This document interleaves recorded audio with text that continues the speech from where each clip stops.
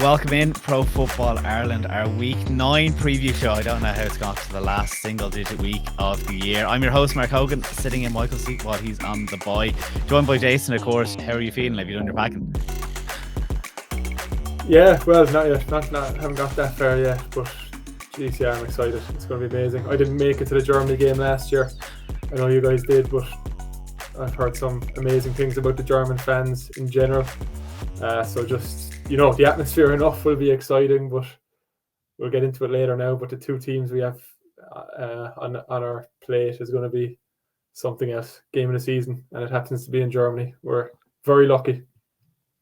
Yeah, I've never been to Frankfurt before, but it has a lot to live up to based on Munich last year. Like the crack around the game, like literally around the stadium, and then the bars and stuff afterwards. And the fans, I don't know if I said it before, but I was sitting next to a lad from Finland the last time, and we yapped throughout the game. It was absolutely serious.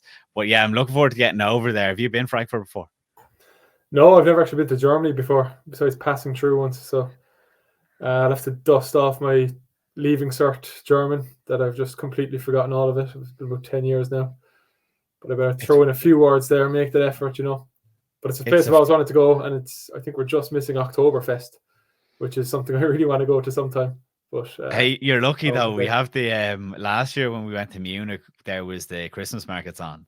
So that was insane because I've never done a proper legit Christmas market before. And don't get me wrong, I did not do a proper legit Christmas market in Germany. I was only passing through to the bars or whatever. But yeah, the setup is it's definitely a different place. It's kind of funny because on the NFL's social media, I forget if this was the UK account or the actual straight up NFL account, but like Americans are getting a bit thick now saying, oh, there's too many games going abroad.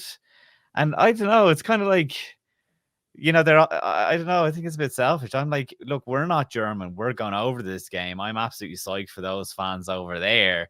But it's like, I don't think that's just European bias. I think it's fair enough to get these games around the place. Absolutely, yeah. Especially with the extra game in the season now. I think that was a move that definitely had an eye towards having more international games. So it's not like home fans are being deprived of a season ticket game anymore or anything like that. I think just this year, the games have probably been so good on paper that maybe they think we don't deserve them. But geez, look, we don't have to talk about it. Everyone who listens to this podcast will know fans on this side of the pond are more than deserving to watch this quality of football because the knowledge about the game is there, the passion about the game is there. So why shouldn't we have these games? Yeah, it's one for the off season to get into or whatever. But we're gonna preview the game properly later on because it's a barn burner of a game. Obviously, the Dolphins playing the Chiefs is going to be a howler. 6-2 teams. Absolutely blessed the fans are to be getting that in Germany. Before that, I guess it's a bit of housekeeping. It feels like even though it's only been 24 hours less really since recording this, that the trade deadline stopped or ended, closed, shut. But there was definitely some big moves towards the end of it. I mean, I've talked about it already on a podcast, so I won't completely rehash, but I do want to get your thoughts. I mean, the standout ones, obviously, Chase Young and Montez Sweat. Did you see the two of them moving? No, I didn't. And I'm not sure I think it's the best move for them. Montez Sweat is 27, Chase Young is 24. They're both on pace for the most sacks of their career. They're both playing as good as they've ever played. The Commanders are even still inside the playoff race because the NFC is so wide open. So I think, maybe the owners, it does seem like an owner-driven decision. You can't say that for definite, but maybe they don't see the value in being a fringe wildcard team this year and would rather hit the reset button. But my problem with that is you don't hit the reset button and get rid of players that are in core positions and still, just entering the prime of their careers. I don't see why they couldn't have held on for them for a couple more years. I know they'll have to renew the contract, but that's a position that it's okay to pay the money in because it's such an important, you see the weaker teams around the league. That's what position they're always looking for. And it's probably the biggest difference maker besides a quarterback. So to get rid of two of those guys for a second and a third, warranted. That second pick is going to be very valuable with the Bears. But that third rounder for Chase Young is going to be a late third round pick in all likelihood. I know he has the injury issues, but you're not going to get a third round pick that's going to be on the level of of him as a player, or have the potential of him as a player. And I don't mind giving him his contract. It's not going to be absolute top of the market, but I'd rather just invest the money in that position. To be honest, I do love the move from the 49ers side, of course. We're now going to be looking at a D-line of Nick Bosa, Eric Armstead, Javon Hargrave, and Chase Young on the opposite side. So they've had a few struggles the past few weeks, and good to see them going out and making a move to rectify that. Very different from the Bears side then. You know, they aren't going to be an immediate contender, but different way of thinking to what the Commanders are doing right now, and they think that's a position that we should invest in, even if we are a weaker team. They gave up a lot for it. Some people are comparing it to the Chase Claypool trade. It's just absurd. Montez Sweat has proven himself to be a better player than that, so I'm sure he'll be a solid addition for them. But Ryan Poles will be sweating with his contract demands in the offseason because he has all the leverage now. You can't make a trade like that and not extend the player, so he's going to get above market value now that trade is done. What do you think, Mark? Yeah, it's a funny one. You've made many good points, and we're touching on a few things there. If a team like the Chicago Bears wanted to get Montez Sweat into the building, they were going to have to overpay on the open market anyway. So they're just going to have to overpay within the building. So I kind of get it from that point of view.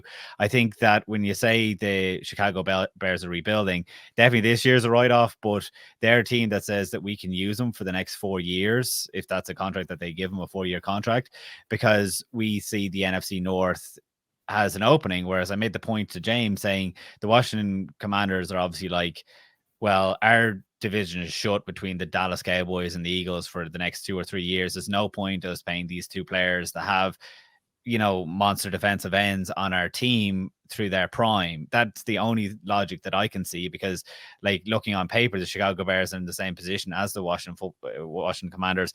At least the Chicago Bears are in play for the first overall pick, with owning the Carolina Panthers pick, and maybe they go for quarterback and they get out of the hole way quicker than the Washington Commanders.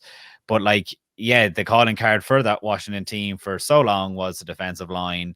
And they, I suppose, maybe you can say they capitalized on that Taylor Heineke playoff game against Tom Brady was definitely interesting a couple of years ago. But other than that, it's been pretty much a waste. And yeah, like obviously you can say goodbye to Ron Rivera and that after the season. I like, you know, they're clearly checking out. And again, one of the points that I'd made is maybe they're trying to build up some draft capital so they can make some moves in the draft. They'll be touching in and around one of those high picks each time the rounds come around. But I suppose the long and short of it for me is I'm glad that we can see a team acknowledge their shortcomings. We as Cardinals fans were able to see that in the offseason when I think they let go of too much talent. But then look at how that's turned out, that you get such dogs in the team.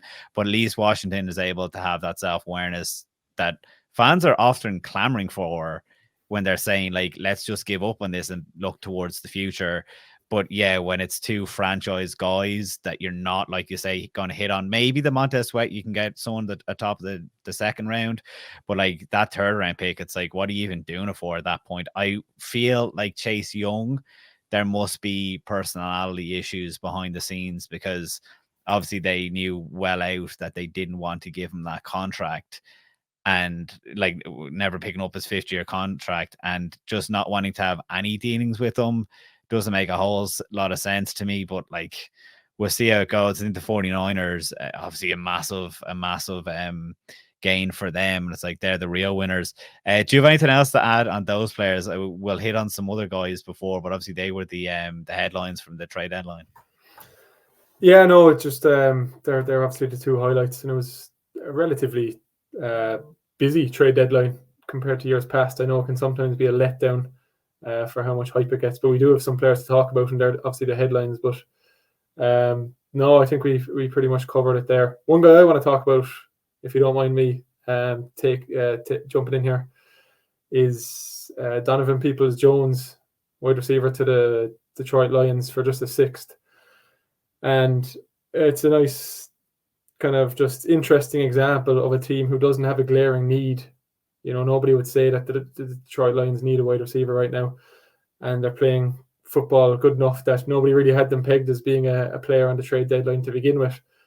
But I love when a team recognises the opportunity they have in a year. The NFC is wide open right now, and they're at the forefront of that. So why not just, put the foot down, pedal to the metal, and double down on some of these skill position players. And I don't think he's going to be an absolute difference maker, but you need depth and you need a lot of things like this down the stretch in these longer seasons and into the playoffs, which they're clearly looking forward to.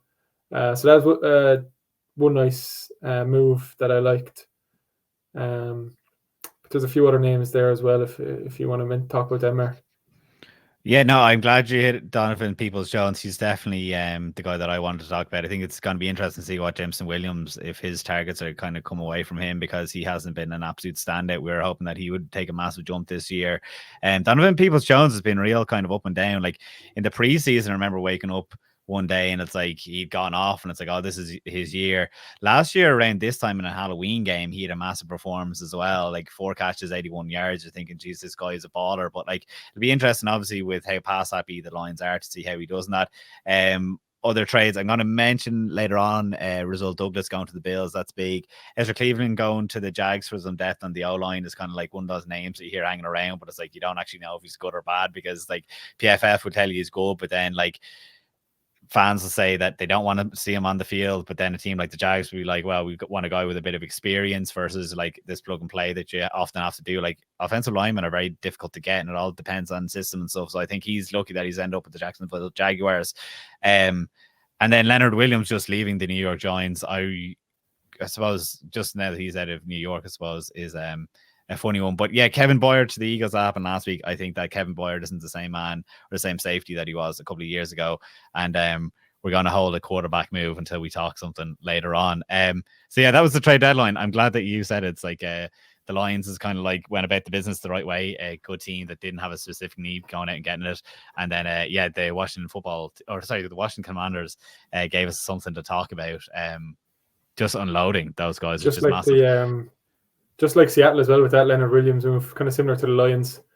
Seattle's defense hasn't been too, they've been very strong. They haven't had too much flaws. So I love to see them going in and getting a player like that to bolster the D-line and just keep pushing it when they see the opportunity in front of them. Because you have to grab it. These windows can close fast in the NFL. And that's why trades are so important when the opportunity is right. Wonder how long he's going to stay around. Obviously, once upon a time he was with the Jets, and then when he went to the Giants, I feel like Seattle could do with a bit of help on its D line. Like I don't think it's completely consistent yet, and that was a narrative coming into the season as well. It's like I do need to see a bit more from it. So it's like I'm glad. I don't think that it's as much of a luxury as say Donovan Peoples-Jones going to the Lions. We talked about a lot of teams there, I suppose, that are involved in the playoff race. And something that we want to talk about now. We're halfway through the season. It's outrageous. Like you do wish that the trade deadline was a bit further on, but like maybe week 12 or 13, because you still feel like there's a pecking order to figure itself out. But it's like a lot of those teams are obviously seeing themselves as a contender. Like the teams that we just talked about now, obviously Chicago is not going to make the playoffs, but like the 49ers getting Chase Young, Rasul Douglas going to the Bills, Jags getting someone, the Lions getting someone, they're going to playoff teams, and it's because those playoffs are definitely coming into view. We thought at the halfway point it would be worth talking about where we see the playoffs going. This exercise, Jason, funnily enough, actually made the playoff race seem less interesting or less exciting to me from the AFC side. I'm going to look at the AFC, but the NFC side, then it's like the AFC as a conference is super competitive, but it's because all the big names in the NFL, all the big name teams at least, hang out there. Whereas the NFC seems to be San Francisco and Philadelphia and then everyone else. But there's going to be some surprise names in there. Like I'm dying to hear who you say in particular, who you think is the 7th seed. But yeah, have your thoughts changed much since the beginning of the season? Yeah, they've changed a bit. I think we knew going into it that the NFC wasn't as strong as the AFC, and it does seem a bit more open. It's probably a bit more top heavy. The drop off between those top few teams is a lot bigger than in the NFC or the AFC. Sorry. But yeah, I was kind of surprised when I sat down and tried to map out how I think it's going to shake out, I was kind of surprised with the answer I got, because it's not what I would have, what I started off with when I was looking into this is pretty different to what I came out with. So I'll launch into it. I think we have 5 sure things for the playoffs in the NFC, with the Eagles, Lions, 49ers, the Seahawks, and the Cowboys. Of those 5 teams, when I first sat down, I had the Eagles marked in number 1. They're currently the number 1 seed, and I didn't think too much about it. But then I started having a peek at the remaining schedules each of these teams have. And my God, Philadelphia have a gauntlet coming up. They've got to play Kansas City, have to play Dallas twice, who have had their number the past few years. They have to play Seattle, San Francisco, and the Buffalo Bills. 6 of their last 9 games, they are very strong playoff teams. So then I looked at some other schedules, and I'm actually going to go with the Detroit Lions as the number 1 seed, having looked at the rest of their play. How quickly things change. A couple of weeks ago, it was either the 49ers or the Eagles, no questions asked. But we've seen a few struggles from the Philadelphia, and a few struggles from San Francisco as well. And the Lions' schedule hasn't been brutal so far. They've beaten a couple of good teams. But really, they have the 3rd easiest schedule left in the NFL. I have it written down here. So they play the Bears twice, the Packers, the Broncos, the Chargers, the Vikings twice, who are now, of course, without Kirk Cousins, the Saints, and the Cowboys. The Cowboys are the only really team that jumps out there as a team you wouldn't maybe fancy the Lions to beat, but you wouldn't write them off either. Do you know what, Jason? I'll jump in because it's actually something that I put out on my own social media last week. So these records are incorrect, so I just have to quickly skim to make sure that it still goes through. The Dallas Cowboys are the only remaining team with a winning record for the Lions. Now, you could say the Vikings and the Saints both went to 4-4 over the weekend, so you include them as well. But you're dead right. I'm actually going to touch on schedules, funnily enough, later on, because I think the luxury, or as fans, we're particularly lucky this year that the best teams are playing the best teams. So it's like these guys that are vying for the number 1 seed, they're not doing it because they're playing the AFC South and that they have the way the schedule is made up, that they're playing another 14 seed throughout the year. It's that they're playing quality teams. I suppose that's the one thing that the Lions have in their favor, that the division that they're in. But it's like, I wonder how frisky the Minnesota Vikings are going to be. They play them twice more, and it's like that's where I have my circles, the Minnesota Vikings. Yeah, that is a big question mark. I think Josh Dobbs did some good things with Arizona. Again, we're trying to not intertwine topics here because he'll come up later. But I can see him filling in pretty nicely. They might have a rough patch when he gets to learn the playbook for a couple of weeks. But I can't imagine he'll be on par with what they had going with Kirk Cousins, who was playing, he's a top 10 quarterback in the league, despite the team's struggles. So I don't actually have them making the playoffs. I'll just run through the rest of what I have here without being too long-winded. But we have Detroit at the number 1 seed. I'll take San Francisco to win the West and Seattle coming through behind them. Eagles to win the East, despite that brutal schedule. I wouldn't be surprised if Dallas can nip them, to be honest, because theirs is nowhere near as gruesome. And they do play each other twice, so there'll be massive swing games in how that shapes out. Gets tougher beyond those 5 teams. We have 2 spaces left, and these last 2 teams might sound a bit crazy, seeing as many of us had the NFC South pegged as the worst division in the NFL going into the season. But I think New Orleans are going to win the South off the back of their defense more than anything else. And, Derek Carr has been pretty solid the last few weeks. And I can see the Atlanta Falcons limping through behind them to take that final place in the playoffs. Both are 4-4 right now, and the remaining schedules for both of them are stupidly easy, to be honest. I know there's no easy games in the NFL, especially for 2 teams like that. But as you say a second ago, it's a byproduct of being in a weaker division. They face off each other twice. Let's split that and say they both go 5-5. And then from there, they both have the Panthers, They both have the Bears. That could be 2 more wins. New Orleans have the Giants. Atlanta have the Cardinals. That could be 3 wins each. They both have the Vikings. You can just see very beatable teams here. And even some of the tougher teams that I haven't mentioned aren't games that you'd automatically write New Orleans and Atlanta off in. So I think the position they've gotten themselves into, still a lot of question marks about how they'll go forward, especially with Taylor Heineke, of course. But 4-4 is a good position to be in with that remaining schedule. And I can actually see 2 teams from the NFC South coming through, which I definitely didn't see before the season. Yeah, the Falcons have a simple walk in through the rest of the year. Like, it is the easiest. It's so funny. The teams that you listed, and this is why I'm saying, like, doing this exercise, I'm like, it looks like it's a very gray going forward now to see which teams get into the playoffs. But you and I have named the exact same teams. I was just thinking whether the Rams would get in instead of Atlanta, because I prefer watching the Rams this year.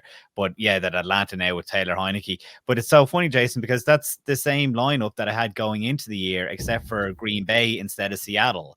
So it's like, what are we doing here? It's like all these games are being played, and that's the same predictions as we had. Now, they've definitely gone about it in different ways. We thought that Atlanta in particular would be a lot more impressive, but it's definitely a funny one that it was predictable, but yet it's not predictable because we don't know what's going to happen through the rest of the year. And it's like, hopefully someone comes out of nowhere. Same thing kind of happens if we flip to the AFC side of things.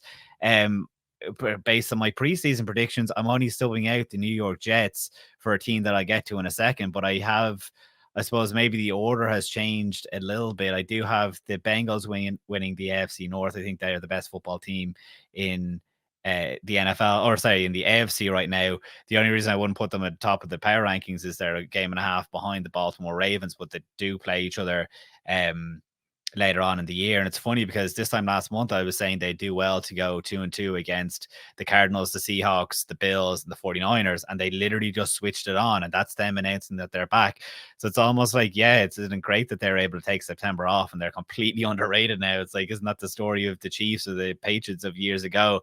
So yeah, I think that they're playing phenomenally well. The Dolphins, I think, win the AFC East. We're going to talk about them a little bit in a second, so I'll talk about maybe some pros and cons for them.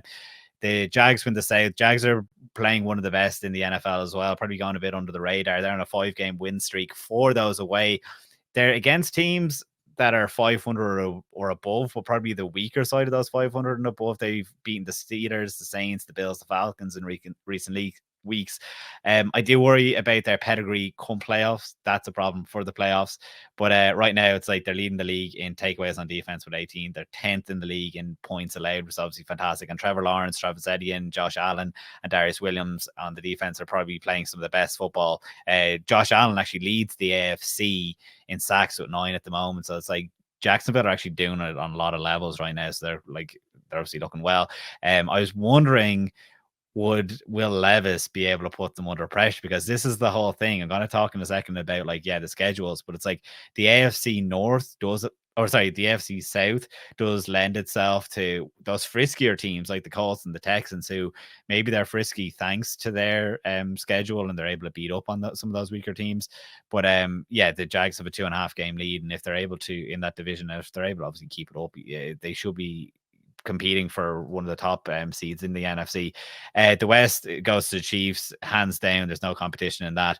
And then for my, I suppose, wildcard picks, I have the Bills going in there. That secondary just for me is causing them problems at the moment. Kyer Elam, like a former first round pick, can't even see the field.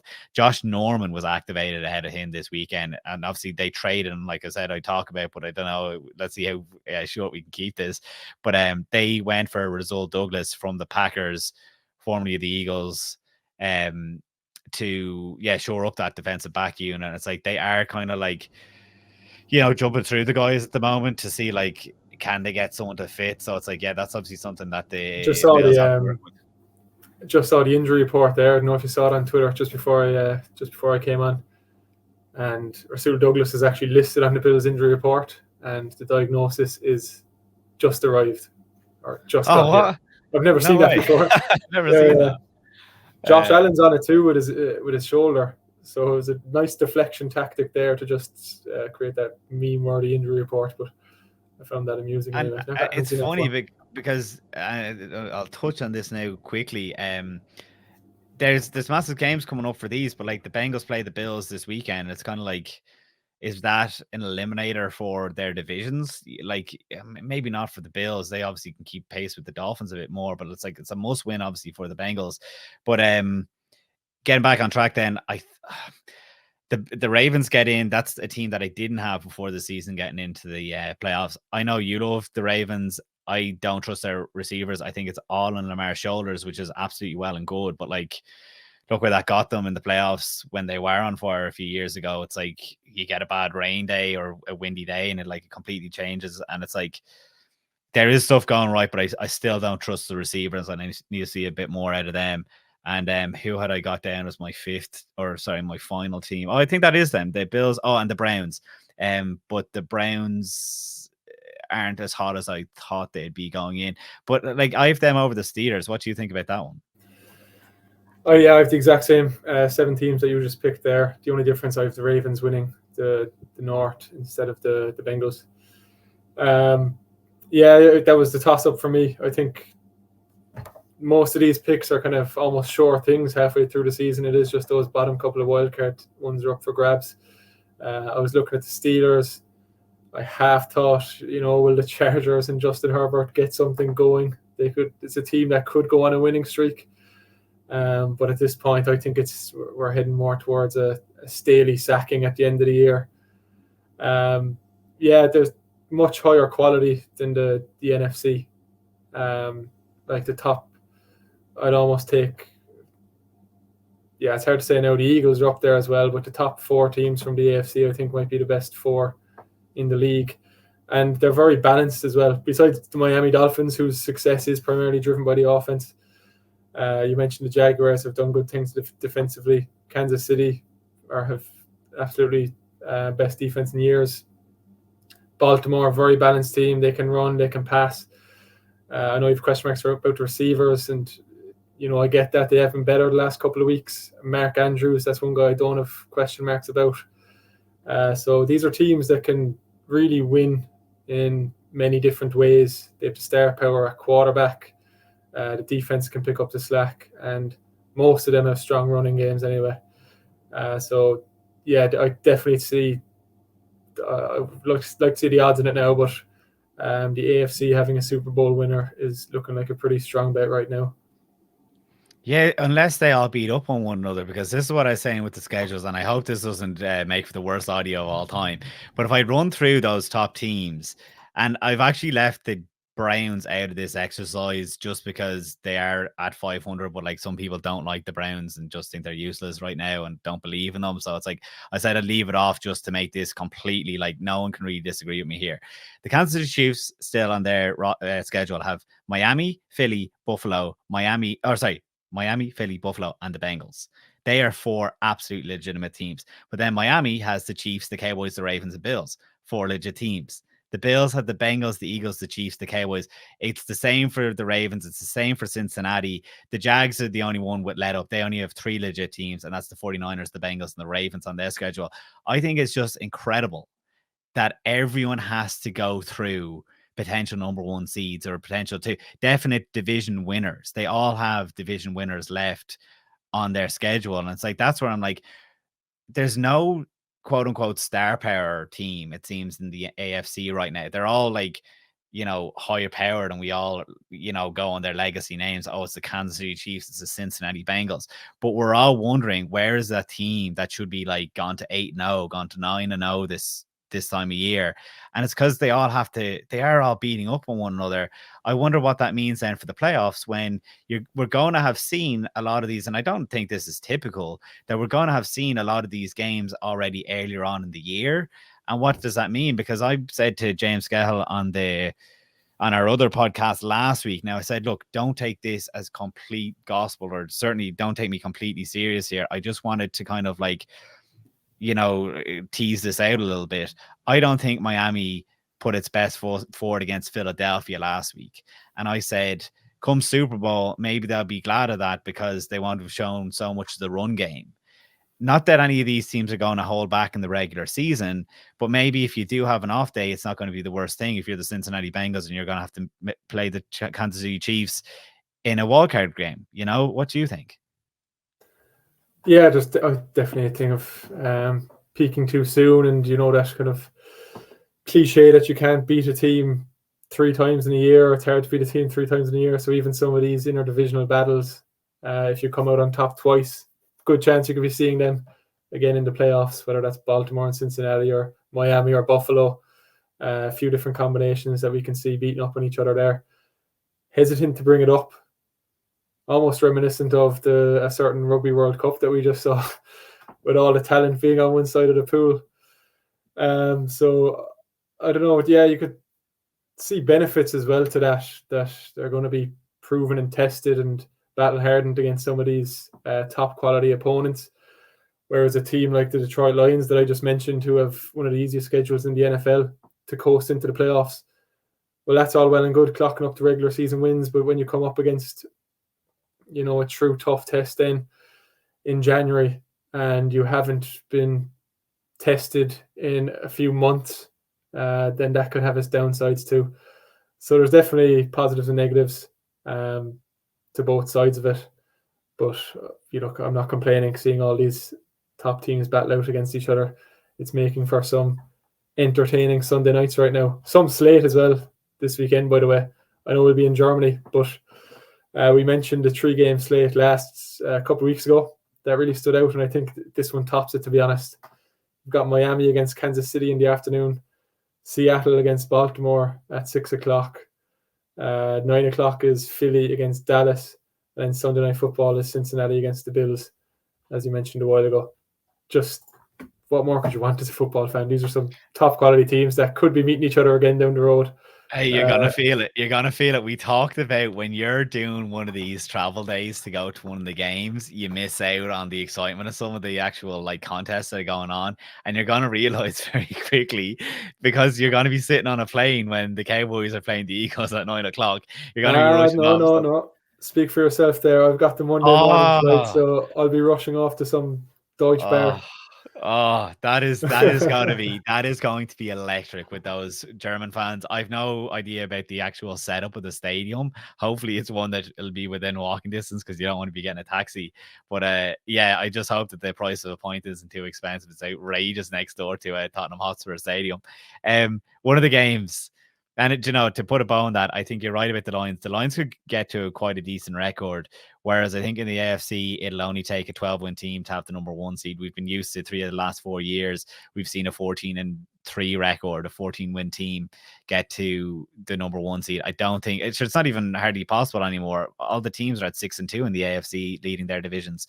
So, yeah, it's just, isn't it so funny that it looks like it's all ahead as so many teams, but we very easily decided on the 2 sides, the 7 teams that we hope, I suppose, even get through, I suppose, with an asterisk next to the Atlanta Falcons. If they can play well with Taylor Heineke, I'm absolutely all for it. I think it's the right decision. But, we should mention Arthur Smith. He is such a kind of he just won't give a direct answer. When he actually is announcing in his press conference that Taylor Heineke would be the starter, I don't even want to read the quote because it's that awkward, but it's a real long-winded. So based on these circumstances, because of what we've seen, runs through all the cliches and eventually says Taylor Heineke will be starting this week. He hasn't even committed to the future. It's what are we doing here? But yeah, I'll move off that and get away from my rage about the Atlanta Falcons. I do want to move on. One of those games that we've been touching on is Miami and Kansas City. We said it's worth looking into for people that are heading off specifically to the game, and just because it's an absolute cracker. Do you see this as a number 1 seed eliminator? A number 1 seed eliminator? No, I don't. I'm actually edging towards Miami right now as I'm looking at the game. And it's just so hard to call right now with 4 teams at 6-2 in the AFC. I don't think anything rules anyone out right now. These teams are all capable of going on massive winning streaks, rattling off 5-6 wins to finish the season. I could absolutely see that. So I don't think anything is ruled out by this, but it will be a massive statement for which team can win, and they will make all the headlines, and they will be crowned the powerhouse of the NFL and jump up in the Super Bowl odds. So it's a huge game. Don't think it's I wouldn't go as far as to say it's knocks any team out of anything, but well, what a game we have in store. It's funny that you say that you are leaning on Miami. Miami is a team that I was paying attention to this week because of, again, the James Cahill podcast. We were looking at their game over the weekend against the Patriots in particular, and I'm kind of watching it. And for everything that Miami does well, and there's a lot that they do well, I'm still like, where's the running game that we saw through the first 6 weeks? I think obviously themselves and the Eagles are the only two teams that have wide receivers that just completely change the game. I read something online by, like, I don't know, it was like some Kansas City fan website or whatever, writing like the three keys to this are make Tua move up in the pocket. Okay, I can kind of see why you'd want to do that. I mean, his movement has been fine, but obviously he's not completely confident, even though he's definitely better at sliding now, which is a marked difference. But it was like double Tyreek Hill. I'm like, look, that's not been working. It's not been working against Tyreek Hill, or it's not been working against AJ Brown, the two best wide receivers in the NFL right now. And then it was also to stack the box against the run. I'm like, if you're stacking the box, you certainly can't be double teaming Tyreek Hill. And that's the problem. Like, a couple of years ago, Tua was seen as an under average or less than average quarterback because he didn't have the weapons. Well, now he has the weapons, and they can do anything with this offense, especially with Mike McDaniel. He's able to draw up so much. But I do think in the last few weeks, it is, I really think it's Tyreek Hill unlocking the offense once again, that teams don't know what to do with him. And Steve Spagnuolo's offense or defense for the Chiefs definitely has been playing better, but I suppose it's the pass rush up front that's been doing quite well. So it's like, I suppose, look, we know that Tyreek Hill is faster than almost anyone in the NFL. So those longer developing routes take that second quicker to get going. But it's like, maybe they're able to, with a good pass rush, be able to eliminate the deep ball a bit more. But it's like, yeah, your focus on Tyreek Hill is why Jalen Ramsey is able to slip against the New England Patriots the other day and get up and make a howler of a grab. It's the same reason why Jalen Waddle is able to waltz into the end zone for the final touchdown of the game against the Patriots, because you're so worried about what Tyreek Hill is doing. And I wonder just how that's going to play out, because I said this on the podcast and we didn't get too into it, but I do think there is mental mistakes still there from the Miami offense. I think, like, Tua's pick the other day was a busted route by Tyreek Hill, or was a horrible throw.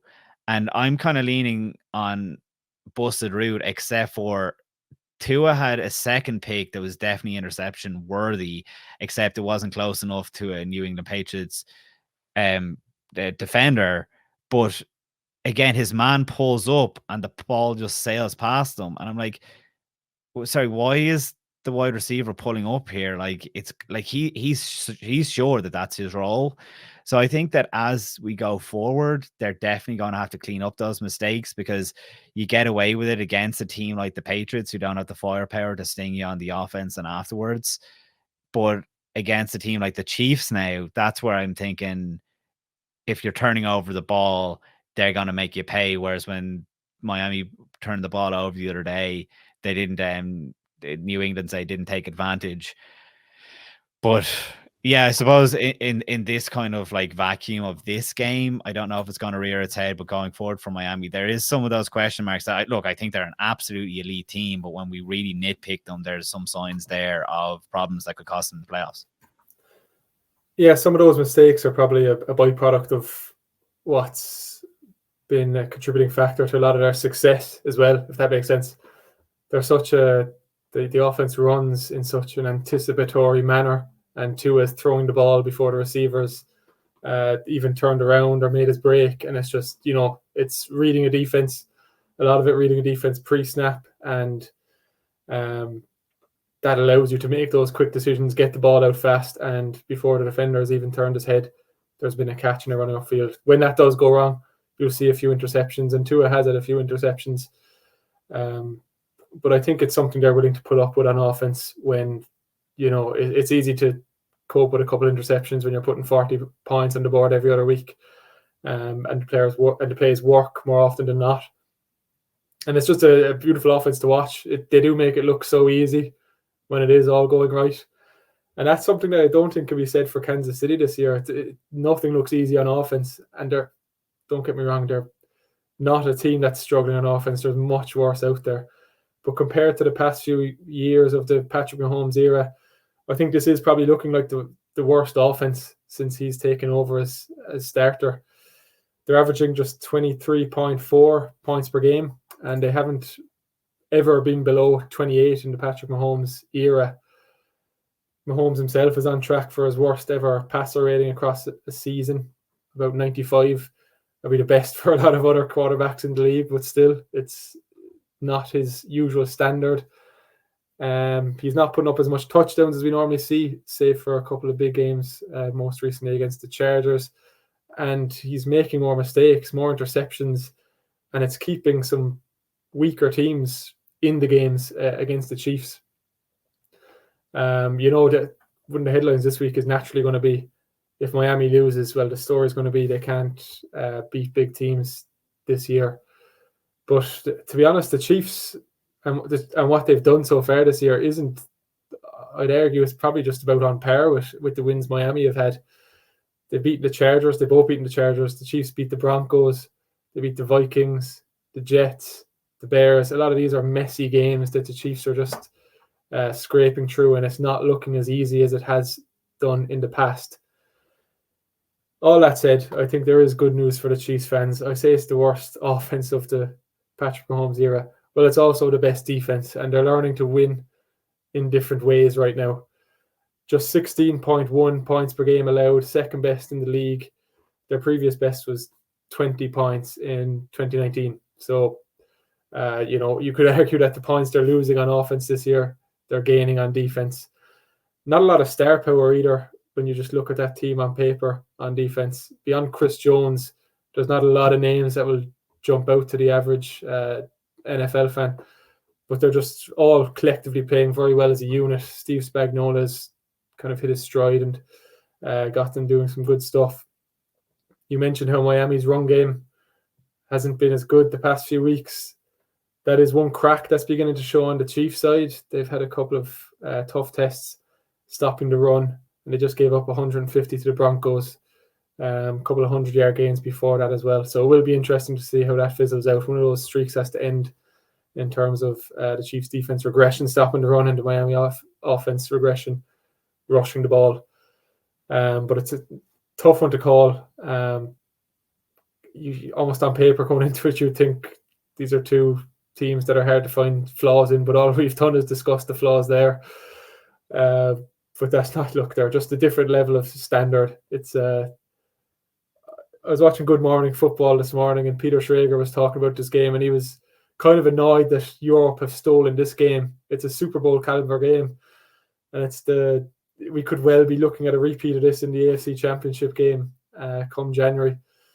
So I'm glad we have it, and probably the marquee game of the season so far, including everything, not just the international series. But two teams that have their flaws. They both can be the best in the league when they're on their day. But a tough one to call. I think I'm edging towards Miami. Maybe it's the kind of conversation we're talking about, a team doing better early in the season, whereas Chiefs will really pull through late in the season. I have no doubts about them there. But yeah, geez, it's a coin flip, really. Yeah, it's so funny that you said it, because we are talking about flaws, and again, it's probably because they've been because these teams are so scrutinized that you're looking at, why don't they have that extra 10% or 1% that we expect from them? The Kansas City Chiefs, it's so funny because they literally have the most drops by their wide receivers in the league this year, and it's like that's the narrative that we expected last year. But I keep on saying, like, I learned my lesson from last year. I was like, no, the Kansas City Chiefs aren't going to win the Super Bowl. They're not going to get back to it, and then they absolutely did, because, like you're saying, the offense is just so good. I mean, like, it's a cliche because it's like, oh, Patrick Mahomes is so good with Andy Reid and with Travis Kelce, it's all they need. And it's like, yeah, it kind of is all they need, because that's what they've had now for the last couple of years, and they've been able to get it done. Steve Spagnuolo's defense, it is nice and it's such a luxury, and they had to have that this year because it is keeping them alive or whatever. But it is an important point that you make that Miami needs this win to put to bed that narrative that they haven't beaten a good team. Like when they've played their marquee teams, when they've played the Eagles, when they've played the Bills, they have not shown up. Like they've not looked good against those teams. So if it happens again against the Kansas City Chiefs, I mean, 3 times you can start to call it a habit. Whereas the Kansas City Chiefs, you're right, like they have been going completely under the radar. They can afford to go under the radar because they're in such a weak division, like such a weak division. Like they're getting nothing, no competition from those other guys. I wouldn't put the Chargers in the same bracket of them. So it's like I think I'd like for the narrative of the NFL season for Miami to win, but I guess I just can't. I can never write off the Chiefs. Like unless you have that sick Patrick Mahomes, that version of him comes again. I do actually have a message from Michael, even though he is living up in Barcelona, that he did want to see that he thinks that, or to say that he thinks that the Chiefs going to Frankfurt on the Friday is a huge mistake, is his words. I don't know when Miami gets in, but you would think that the earlier the better, especially like Miami is a bit further west in America. Yeah, Miami's already there. They got in. I think they got in Tuesday. Probably got in Wednesday morning. They left the States Tuesday. And look, this is the whole not will they, won't they, but the balancing act that we've seen over the last couple of years, that teams going to London were saying actually the shorter week was better, but then this year was like the longer week actually worked out better for teams. But yeah, going to Germany, it's that extra hour again. And I just think for Kansas City going all the way, they played in Denver last week, which is obviously mile high. It was freezing cold there. They didn't actually have the snow, but it is a particularly strange one that they're going all the way from Denver. It's somewhere that I've been quite a few times, and it is a bit of a trek. Like, don't get me wrong, they'll be flying direct, but again, if they're flying direct from Denver, I presume no. Sure, we said they're going on Friday. They've obviously gone home to Missouri, but yeah, it's definitely a weird one. So Michael, we're probably with you on that one, and that could be the difference in the game. Like Miami is obviously getting out there earlier, and maybe you could say that they're coming off not an easier game. That game, the New England Patriots look good definitely for 3 quarters at least, whereas obviously Kansas City is picking up the pieces after a sick Patrick Mahomes led them to lose to the Denver Broncos, an absolute stinker. So are you making that as your pick? Not official or whatever, but right now you're saying Miami. Right now it's Miami. Yeah, I'll push you right to the deadline there before I set my final choice. So hey, we'll be flip flopping. You'll be stressed out over that graphic, but we'll be flip flopping. I feel like this is kind of go down to the beer hall on Saturday night in Frankfurt, where Michael has been saying all year that points are on me, so I must remember to forget my wallet going to that one. Yeah, I don't know. I'm really excited to have this game. Like you said, the likes of Peter Schrager are disappointed that they have it. We've been looking forward to it for so long, and again, I think that the likes of the German fans absolutely deserve it. I mean, they've paved the way for the rest of us, really. I mean, obviously we want our game here, but way to go, everyone in Frankfurt. I'm sure there's a lot of excitement this week. And 2 games again. Follow along with Pro Football Ireland. We're going to be at the 2 games. We have a crew going over to both of them, and yeah, as you can tell from our voices, we're super excited. It'll be obviously the Patriots Dolphins this week, the Chiefs Dolphins this week. Patriots Cost the week after. This is obviously the barn burner game, but that won't be a bit of fun too. We're running late on this podcast, so we will move on, but we've been dodging it. Of course, we have 2 Cardinals fans here on the podcast, and somehow we've left it 50 minutes until we finally acknowledge that the Cardinals are a team in the NFL. But a lot of storylines this week. Joshua Dobbs, who was balling with them this year and really gave them a lifeline in a lot of the games. I'm loving how the season's going, I will say, because they give me that excitement that I love the Cardinals for. I was doing a podcast, shout out to Trev. I was in the shed, and I kind of explained to him, it's like, yeah, I went off the Cardinals for a couple of years, not as a fan, but like I wasn't as drawn to them because the environment, the era, the Cliff Kingsbury era, if you want to call it that, was a bit toxic. Whereas I love this version of absolute underdogs who are able to push teams, and just they're fun to watch. It reminds me of those teams under Bruce Arians, that they're just like, you root for the guys on the field. I was rooting for Joshua Dobbs. When he was benched during the week, announced that he had been benched, essentially, I knew that something was up. They traded him to Minnesota. Firstly, talk about it now, Minnesota, I think he gives them a right chance because he did play very well. And anyone that was saying, oh, do you try and get Matt Ryan or something out of retirement? And whoever else, I think Joshua Dobbs gives them as good a chance as any, Jason, to win a few games and push the Lions for the NFC North. Yeah, he's great.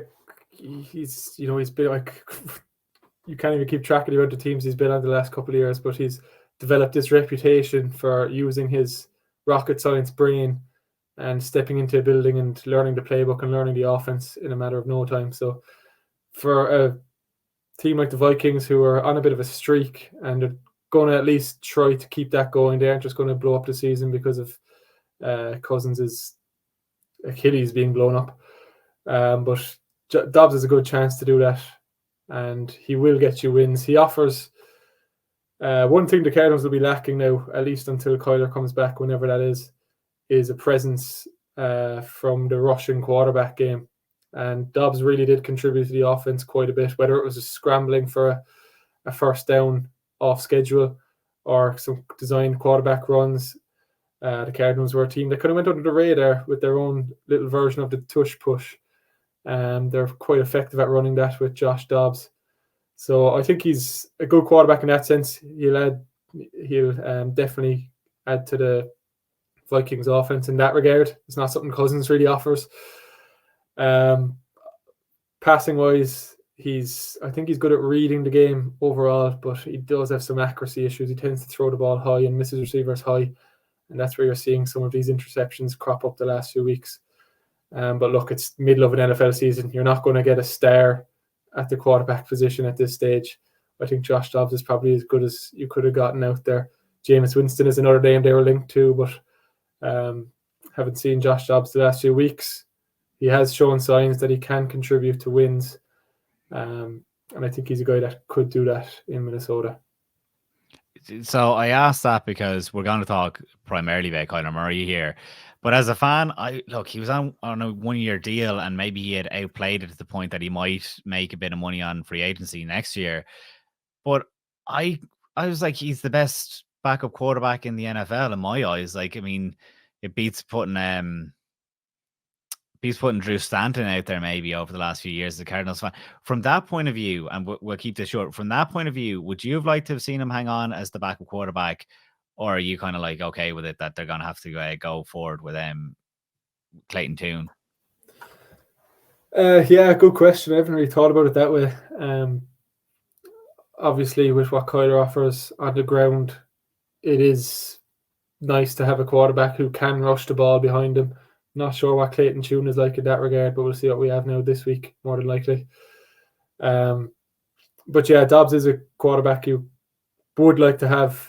He seems like a smart guy that you'd even like to just have in your quarterback room. And, even if he's managing a clipboard on the sideline, seems like a guy who could offer a lot in that sense as well. So the backup quarterback decision is valuable, but look, they drafted Clayton Tune. Kyler's about to come back. Maybe it's just a case of they don't feel like they've or they need to have space on the roster for him as a backup role. They have lost out slightly. They traded a 5th round for him. They only got a 6th back.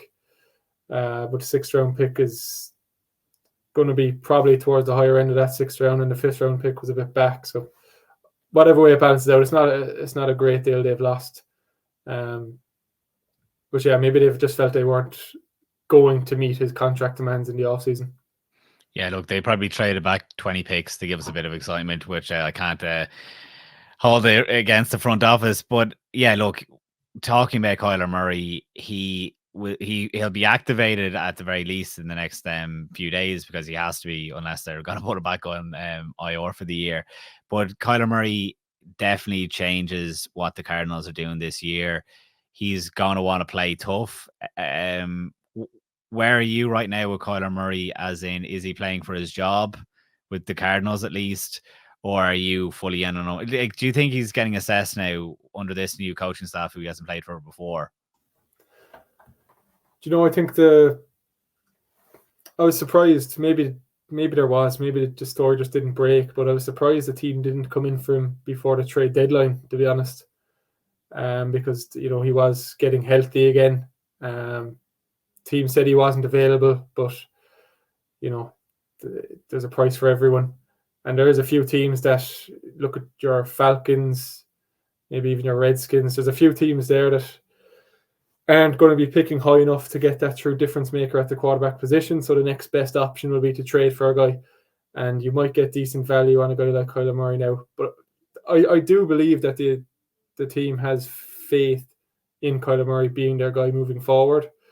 If they can at all avoid using a top draft pick on a quarterback and rather trade back and load up in other positions, that is the perfect scenario for them. And if Kyler shows them enough in terms of fitting into the offense and reading the game better than he may have done sometimes in the past, I think they want to keep him. He's come back from an ACL injury. Like, it's not going to be easy. He's not going to be the player he was straight away. It normally takes a couple of years to be come back fully into rhythm. So don't expect him to be running around and have the same speed and agility that he normally has. But as long as they see the right signs in terms of him running the offense, being a leader in the locker room, and showing his durability, I think, why would you look to get off a guy like that? He's shown the talent he has in the past. It's just a matter of doing it more consistently now. And I think we're seeing Caleb Williams have some struggles with the Cliff Kingsbury offense in college. I think, it's not the most quarterback-friendly offense, and Drew Pensing is doing some good things. And I'm just excited overall to see how Kyler will fit into that. Yeah, I feel like my side of it is that Kyler Murray, if it works in the next few weeks and they play themselves out of Caleb Williams, that'll be Caleb Williams gone. But if they own the first overall pick, it's kind of like, look, the safety blanket that the rookie wage scale will give you, I think that's going to force them, especially because they can pick up picks through Kyler. I think I lean on that he's probably playing a bit for his Cardinals career. I think that they couldn't trade him now in case they went off and won too many games, that they have the third overall pick and they can't pick that quarterback, and all of a sudden it's like, why did we give away a franchise quarterback? I think it's a luxurious position to be in as a Cardinals fan or as the organization. On the Austin Fort, the GM, like, absolutely must be loving it, because this is what you live for, really. But I think it's really interesting. I want to see what happens when they come back in the field. They'll play the Browns this week. The Browns, don't know if they'll have their quarterback. The Browns have to make easy work if it is Clayton Tune out there. But we'll wait and see, because if we want to move off that and do headache, as we start to wrap this thing up, I might go first because it just makes sense now. My headache of the week is Will Levis for the Tennessee Titans. I hope that we haven't clashed on that one. But just because I think that he changes the fortunes of the Tennessee Titans. They skyrocketed in the power rankings this week. They could go further again. Their record is a bit out of touch now, obviously, with the Jaguars, which I said earlier on. But he's the headache, although the real headache is probably DeAndre Hopkins for AJ Terrell or Jeff Okudah, the cornerbacks, for this week they'll be playing against the Steelers, I should say. But he was a headache this week for the Atlanta Falcons because DeAndre Hopkins went off with Will Levis. I don't know, did you see DeAndre Hopkins, the video that he recorded saying that he'd been written off? Jason, give me a break, DeAndre Hopkins. You were not written off at all. It was everyone wrote Ryan Tannehill off. And as a result, your collateral damage that you can get any yards or touchdowns or anything. But obviously, he looked like an absolute monster the other day, DeAndre Hopkins. So if Will Levis is able to keep that connection going, all of a sudden the Tennessee Titans are a different team in that easier division. It's probably a guy they wanted to keep around. His name linked with being traded at the deadline. Hopkins was. But when you have a young guy like Levis stepping in, it is important to have a veteran presence at receiver, and DeAndre Hopkins has definitely shown that he still has a lot left in the tank. It's going to be a tough test against the Steelers defense, though, for the rookie. Obviously, he did fantastic last week. I'm going to hold off before I crown him as the next franchise quarterback for the Titans. He did struggle in the preseason. Maybe he's made a load of strides in the background since then, but I would like to see a bit more. No questioning his arm talent. He's some freakish throws there last week, and 40, 50 plus air yards throwing across his body, just kind of Justin Herbert type stuff. Maybe he'll be the new Herbert, making the love over him in social media. For my headache, I'm kind of cheating a bit here, picking a few guys, but I think it's something we probably haven't talked about too much on this podcast, at least. which is the tush push. So I'm going to go with Eagles left guard Landon Dickerson and left tackle Jordan Mailata. Might throw Jason Kelsey in there as well at centre. These guys have been causing headaches for defensive coordinators and D-lines across the league all season. And they're playing the Cowboys this weekend. It's going to be a close divisional battle. The Cowboys have won 4 of the last 5 games against the Eagles. So I expect this to be a close one, and the odd 4th down conversion here or there could prove the difference in the game. But there's a great video, Brett Coleman on YouTube. I'm not sure if you know him, Mark, but he puts out some good football content, and he just put out one breaking down the tush push and what really is driving Philadelphia's success in that regard.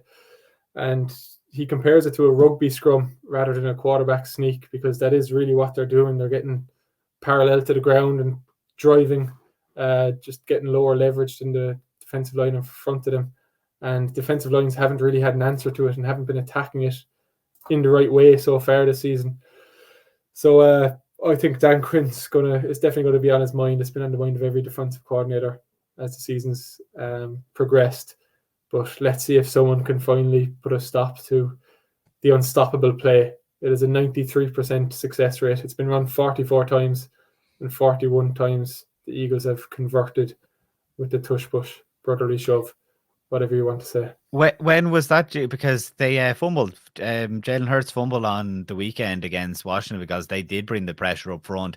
So, I think that, look, you said there, another man that was breaking it down on NFL Network recently was Rex Ryan. And the more, whether it's the media or otherwise, everyone's having their look at how to stop the tush push. And when you saw the fumble happen the other day, I was thinking, please God, this will be the difference now that it goes away, because it's a fine play, but I just don't love that it's an absolute automatic. You see the memes of Jalen Hurts when you give him the ball on 4th and 1. Because the other thing with the Philadelphia Eagles is they're so aggressive that they'll go for it on 4th and 3. They'll go for it on 4th and 4 if they're inside the opponent's territory, 4th and 5 even. That it's just too automatic for me, and it's like, yeah, give me a break. It's like, what games don't break in their favor if they don't have the tush push? Look, every team in the NFL is allowed to use it. I hope that the rule is changed next year. I don't know why, other than like for fairness, and just because I suppose it's not an attractive play. It's like, give me the quarterback having to leap over or hand the ball off real fast to a running back and them having to go over the top against the defensive lineman. I think if other teams start to adopt it and really can have success with it, then the league might look at finding a way to outlaw it. But right now you have to give them credit, because the Eagles are doing it when every other team, it's not like other teams can't be trying this, and that's what Nick Sirianni said in his press conference last week. If everyone could do it, everyone would do it. So you have to give them credit as well. And it takes a certain kind of quarterback as well, because Zach Wilson cannot do the tush push. Like, if he takes off and runs, like, he's too easy to take down. So it does take a Jalen Hurts to run it, like the strong big body guy. Kyler Murray couldn't do it. He's too small. So it's like, you're definitely right that it takes certain guys. I guess we'll finish up. Any more points on that? Because I'm going to go through the schedule and then finally get us out of here so we can start packing. Yeah, just look, definitely check out that YouTube video. It's I found it very interesting. It wasn't a case of Hurts kind of driving over the center as you kind of assume with a quarterback sneak. It's really kind of nuanced in the timing that he follows the left side of the line. And contrary to what you said there, he doesn't place too much emphasis on the quarterback's role in that. It's more those left side offensive linemen, and then of course the receivers and running backs that come in from behind and push it. But he'll explain it better than me. Anyway. Haven't watched Chile versus Argentina in the Rugby World Cup. I would like to add that I do think that the size of the player can make a difference, because even the Japanese play a different style of rugby, and if he's comparing it to rugby, I think that they demand that you need the big props or whatever to go forward with. Well, here we'll run real quickly through. Michael has made it a tradition to run through the schedule. We have the Thursday night football game, Titans at Steelers. Dolphins obviously playing the Chiefs in Frankfurt.